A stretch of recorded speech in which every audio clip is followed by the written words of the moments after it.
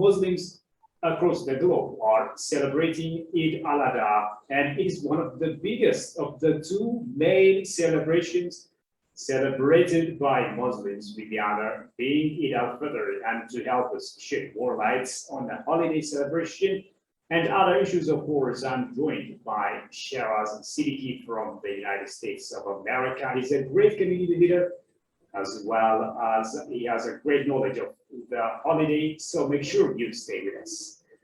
Sheraz, thank you so much for joining me. Sure, my pleasure always. And first of all, happy Eid to everyone in Ethiopia and all your listeners and across the globe. Absolutely. Happy Eid to you too, brother. Thank you, sir. I think I should ask you this question just as a starter. So can you tell me how you are celebrating Eid al-Adha? What are some of the ways that you're celebrating this great event? Okay, well, Eid al-Adha is one of the major events in a Muslim society and across the world as well in everybody's society. And I'm celebrating in a traditional way as well, like everyone else, going to prayer in the morning, and the sacrification of an animal, and sharing the feast with all the people, like family, friends, relatives, and neighbors, and just share love and happiness for all. Can you walk us through, the background of this holiday, and what is the meaning of the celebration? Okay, well, this Eid al-Adha is celebrated in the Islamic holy month of Hajj is referred to a pilgrimage. So the Muslims go visit Mecca, perform the pilgrimage, and the next day is Eid al-Adha, Eid al-Adha in some countries, where we, sacrifice the animal. And this tradition has been passed to us, to the Muslim society, by Prophet Abraham. Mm-hmm. So to cherish this tradition, we do the sacrification of an animal, and we share the meat, or we cook and share the food with the needy and less fortunate people, share the love and happiness with no boundaries on race, religion, region, or any ethnicity. The entire globe is celebrating this great event. And so how is this event celebrated across the globe? Can you walk us through some of the ways that this event is celebrated? See, the whole entire globe is celebrating this great event, and it's been practiced by, it's been celebrated by more than 2.2 billion Muslims across the world, and many non-Muslims as well cherish the happiness. And of course, there are some variations, nation to nations, depending on a situation and how they are celebrating it. But the basic concept, the basic fundamental is same. That is, following the tradition of Prophet Abraham. Doing the morning prayer, we have like all the mosques have official morning prayers where everybody from all the Muslims from all ethnicity. There are many, like more than 260 different ethnic backgrounds in Houston also together come united, celebrate the prayer, then they go sacrifice the animals, and then they go and share the love with the families, and they invite a lot of different families, relatives, even neighbors visit each other with their kids and families, and they share the happiness together. They share, they eat together in at the same table, and they just talk about productivity, to talk about love and care, and just having the family values together, and being very kind and humble towards everybody. How are the people of America also celebrating this event? Joining the entire globe. Well, Islam is a part of America, and so this event is celebrated in every state, every major city, every city, and America celebrates that event in a very high level celebration. So what we do is, like, there will be official Eid prayer in more than thousands of mosques across the United States. There will be also official prayers in convention centers where numbers would go like over 100,000 at one convention center. And there's also an official prayer in Washington. And the White House is celebrated as well. All the Eid festivals, Ramadan is celebrated in the Washington. So it's a great celebration. People, same ways, and people share love, and people come united, go to prayers, and after prayers, they hug each other. And they share the positivity of love that no matter who you are a brother, you're our sister. and the families, and there will sometimes would be family just knocking at your door and visiting, hey, happy Eid, love to you and your family. And we hug them and we share love them too. We're like, okay, same thing, love and peace for you, all the happiness. They come, even the strange people just knock at your door, they come and eat with you, we celebrate unity, we celebrate love together. Yeah, wow. So love transcends all sorts of social strata or whatever it is. So whatever the case may be, love and appreciation, affection is what matters most, right? Right, that's the main thing. Okay, okay. So and what lessons do the faithful draw from this great holiday? The main thing I would say, the lesson of equality, the sharing of that feast with everyone, especially the less fortunate, makes us realize that there are all kind of different people, different status, whatever, but we must establish equality. We should share our blessings with the people, who are less fortunate, and never look down to anyone. In fact, share love with everyone, appreciate everyone's existence. This is how these lessons we learn from this Eid, the unity, the love, the understanding of the society, and how to bring up the society together and play a major role. Also, I want to ask you this question. What is the relationship between the Haji pilgrimage and Eid al-Adha? And what are the basic practices? And also, what is expected from the believers? Okay, well, so pilgrimages, Hajj, is actually one of the five basic five pillars of Islam. First being the faith, second being the salat, which Muslims offer 5 times a day, and then Ramadan, which is fasting, then zakat, which is charity, 2.5% of your income, charity to be establishing equality in the society. And the fifth one is Hajj, which is very important, but it's only obligatory on you if you're able to perform it financially, physically, if you're mentally sound, physically sound.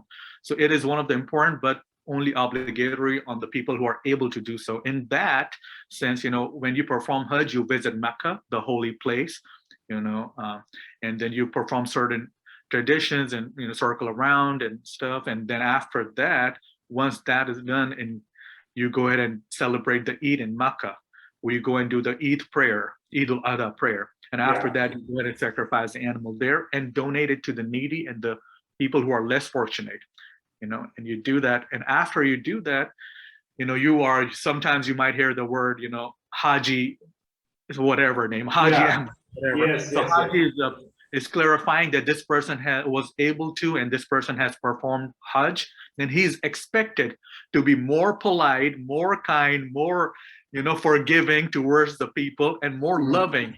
And there is nothing in his heart when you go and perform Hajj, you purify yourself, your heart, for humanity, regardless of race, religion, color, region, whatever it is. You just live for humanity. You live for love, and you are more kind, more humble to everyone and understand everyone, and you just share love and accept everyone.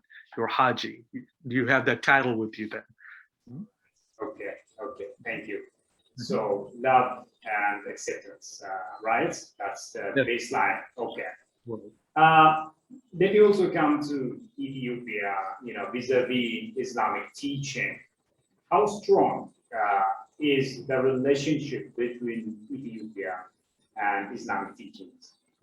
Well, Islam has been a part of Ethiopia since 7th century, or I must say that Islam is Ethiopia. It plays a critical role in Ethiopian development as well, and it has been practiced by millions of Ethiopians for over hundreds of years, and that it teaches Muslim Ethiopians to live in a peaceful manner in the society for the advancement of humanity. Because it's one of the basic concepts also, it's one of the teachings also, that the country you live in, the country you belong to, you must follow the rules and work towards the success and advancement of your nation with full loyalty. So that teaches them to be more loyal and respectful and work towards the advancement of the country, humanity, and Ethiopians at large. So it teaches them to live in that kind of manner, in that kind of sense, in that kind of mentality. And it's been, Ethiopia cherished a lot of great religions, and Islam is one of the major and basic and often called as a silent backbone of Ethiopia, productivity, just there, focus on their thing and just performing and doing. Yeah, yeah. I think Muslim brothers and sisters across the globe have also a special attitude toward Ethiopia, right? Right. Yeah. And Yeah. having a huge Muslim Ethiopian population, so a lot of even Muslims, which are like way in numbers, the official they say 2.2, unofficial 2.8, which is like every third person in this universe is Muslim. And they all stand with Ethiopia. They see the great population, they see the productivity, and they all, stand behind Ethiopia silently. Yeah, yeah. I want to also ask you this question. Can you tell me, I'm going to ask you your observation. Can you tell me about the inter-religious tolerance in Ethiopia?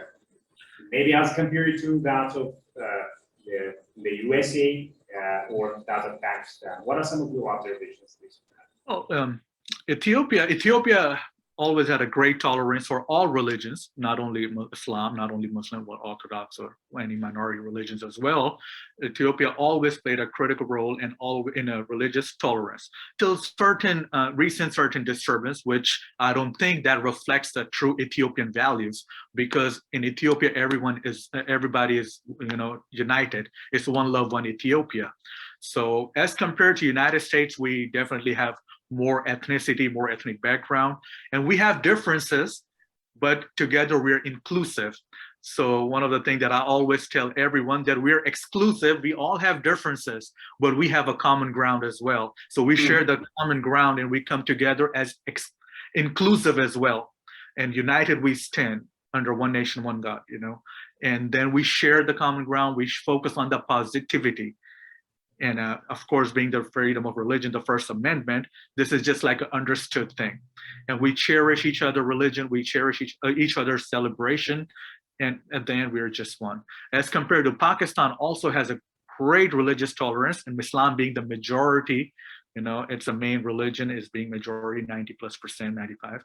It also has a special rules and regulations for minority religions, and it pushes them up. It encourages them to celebrate. Recently, there was a big temple open, for sick people and good water and stuff. So just to promote the religious celebration and cherish their personal beliefs together. So it has a great tolerance as well. You know what, Sheraz, as you know, for Ethiopian Muslim brothers and sisters, this year's celebration has special meaning, as it is fallen around the time that Ethiopia is preparing to build the Grand Ethiopian Renaissance Dam for the third time. So how do you feel about that? As someone supporting Ethiopia, standing by Ethiopia. Yeah, I've been supporting, of course, Ethiopia beats in my heart, and I've been standing with Ethiopia for over decades, and been supporting Ethiopia in every sector, every different manner, whether it's education, whether it's clearing the image in the whole world at standard level, or it's schooling, health issues. And this dam is actually one of the critical I would say, asset for Ethiopia. And I've been always advocating that. And this time is falling around the time what the Eid prayer is. So everybody in the United States and the people across the world, we stand with Ethiopia. We stand with development. We stand with positivity. I want this, it's my personal thing too. I've been advocating that this dam has to be, filled. So the hydroelectric energy can, it will sustain Ethiopia. That's my basic thing, because Ethiopia has a great culture, great population, great geographical location, and it has the motivation. The people have that emotional sentiments towards Ethiopia like I do, and this dam was gonna play a critical role in bringing Ethiopia to a next level. So we have all the prayers with Ethiopia. We support Ethiopia. I personally advocate and support Ethiopia. And we will definitely have a special prayer of the Eid today. I'm having a family prayer as well, that we want this thing to be in a situation where it benefits Ethiopia. And finally, we can reach that milestone. For Ethiopians, electricity means a matter of survival, as millions, as you know, are still under darkness, in darkness. So that's why Ethiopians across all corners of the country are supporting this mega dam. But some nations, some nations are not that happy, and they are trying to come up with all sorts of excuses. Do you have any observations that you want to share with me maybe this week? Of course, you have good and positive and negative everywhere. There will be people who will be happy like us. Yeah. There will be people who just don't want certain countries to be sustained on its own. They want them to be dependent for their own economy and for their own economical benefits. But what we want, if we want Ethiopia to be self-sustaining. Ethiopia is strong enough and big enough to run its own economy. It's in a right direction. We've been working for it for almost 18 years, in a right direction, making things happen. And the dam is actually a huge step towards that success. Having the hydropower electric plant and generating not only electricity for the whole Ethiopia, which is also a major issue in Ethiopia. I go there, there's a lot of villages and stuff. It will not only be a great step for Ethiopia, but Ethiopia will be able to supply electricity to neighboring countries, to different countries in Africa, and generate handsome amount towards its economy to focus on the different aspects like education, health, success, and development, and core infrastructure as well. So it is very yes, thank you. And on top of that, Ethiopia still claims that it is, utilizing or developing the Abai River to lift millions out of the poverty line while causing no significant harm to the downstream countries. So the country, I think, saying, let's use the Abai River, equitably without having harm to the downstream countries. What is your take on that? I think Ethiopia should work for its people. It should work what is beneficial for Ethiopians. I mean, of course, consider different countries' opinion and everything, but at the same time, Ethiopia stands for Ethiopian. So we should go ahead and do the next step because it's going to benefit Ethiopia. As I'm saying that it's going to take the Ethiopia out of the poverty. It's going to be the first step. It's a major step. So we should work towards the betterment of our country, betterment of Ethiopians, considering the other opinions, but we have to perform what benefits our people. Yeah.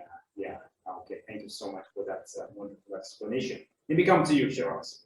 You are a great an active community organizer, and as such, you're working with the diaspora community in the USA. Right. Of course, for the betterment and cultural preservation, among other things. So, can you tell me more about the efforts, some of the efforts that you are doing in this regard, and what's your plan in the future? Okay, I'm working on a lot of different sectors. We have more than 70 projects. Recently collaborated with Teddy Gashe, who is based in Toronto, Canada, work with the Fikadao Foundation in feeding people in Ethiopia. The numbers are going in thousands now. We do in the Finch area 3 times meal for the people who need, no questions asked. Also, we're doing door-to-door service.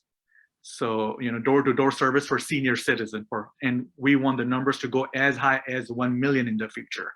And we're working on that. Also, I have, Bethlehem Dereje Fikadu also helping me in a campaign to send the money the right way, through the proper channel. So there are billions of dollars are sent through diaspora and the people who support Ethiopia. But we want the money to go through the right way, through the bank. That will give a huge economy boost to Ethiopia GDP and a success. And then the money can be utilized in the different sectors for the success of Ethiopia.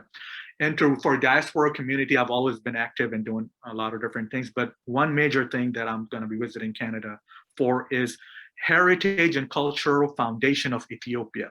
Because Ethiopia has a great culture, thousands of years old culture, and a lot of morals and values and a lot of traditions that needs to be shared with diaspora and the kids that are born here from Ethiopian heritage. So we want to do an exhibition in United States of America every year, and also one in Toronto, Canada, where we will invite a lot of dignitaries, a lot of people, and share the Ethiopian core culture, the positivity, the great message that I've always advocated, a true picture of Ethiopia. That's what I've always advocated. So what we're going to do in this exhibition, we're going to invite even Ethiopian Americans, Ethiopian people from diaspora who are successful in their field and deliver the speech and put the next generation in a positive manner, in a positive approach towards the success. And that connection we're going to form with Ethiopia will help them visit Ethiopia, spend thousands of dollars, send and have that root connection with Ethiopia and understand that we belong to Ethiopia and have the all the help that Ethiopia needs to perform that help, to have that connection and the success of Ethiopia together. So I would like to thank Teddy Gashe to come up with that concept to me in Toronto, Canada, and invited me, and also Bethlehem Derejefika, who's campaigning on money sent the right way. So that is very important, very important, because last year the numbers were in billions, but 80% of the money was sent the means that it was not supposed to be sent, not in a legal proper manner. So we want that 80% money to go through the bank. So it will help to boost the economy instead of going through black market or whatever the situation is. And that will help everybody in the next generation. And it will give a push to Ethiopia to form in the right directions and success as well. So this has brought you various appreciations and recognitions, which I believe are well deserved. And they come from top government levels. So can you tell me more about this and how do you feel about that? And how will this galvanize you into action in the future for further action, similar action? Thank you. I feel very humbled and very thankful and blessed, receiving all these recognitions from different leaders, different organizations across the world, with recent one coming from the Honorable President Joe Biden as a Presidential Volunteer Award, which was a great achievement for me. And it was a great blessing through God. And it not only is a blessing, but it motivates you to even do more.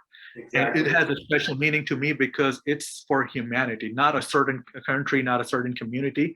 It was recognized as a service to the humanity, where I worked with more than 161 different ethnic backgrounds. And they realized that the great contribution to this nation, United States of America, and across the world in different communities in their countries as well, the communities and ethnic background who are residing in America. So it had a special meaning. That gold medal had a special meaning for me. And I feel very, very humble and thank all my supporters and people, and that it just motivates. These recognitions are great, but I take them as a motivation to do even more. This is just a start. And we have to do a whole lot. And of course, Ethiopia always being a focus, Ethiopia, United States, Ethiopia, and Pakistan being a focus, we have a special soft corner for Ethiopia. And that's why I'm working a lot of different things for Ethiopia. Recently, we bought 2 acres of land in collaboration with 3 different organizations in Adama, that my plan is to have a world-class future free educational center, a school for the kids.